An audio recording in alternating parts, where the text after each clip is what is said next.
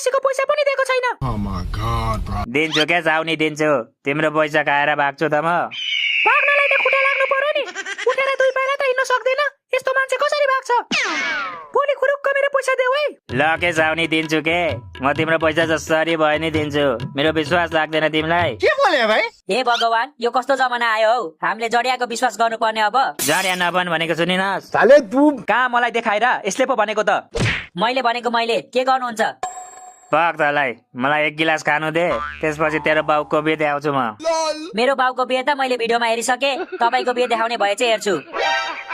ए चाउने, एक गिलास देऊ न हौ, यसको बाउको बिहे नदेखाए भएन के? फेरि एक गिलास नबनाऊ है, अनि तिम्रो ससुराको बिहे देखाइदिन्छु म फेरि। बिचरा हाम्रो कुरा सुनेर निन्द्रा लागेछ जडिया अङ्कललाई। Nope. निद्रा लागेको होइन हौ, स्विच अफ भएको। यो जडियाको ब्याट्री सक्यो अब। अनि चार्ज चाहिँ कसरी हुन्छ त अब? एकछिनमा म तातो पानी खनाइदिन्छु, त्यसपछि आफै चार्ज हुन्छ।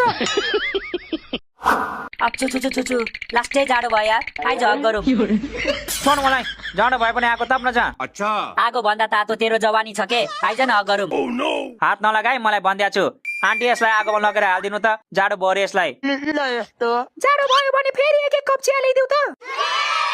भयो आन्टी भयो, नल्याइदिनु। चिया धेरै पिउनु हुँदैन के, डायबिटिज हुन्छ फेरि।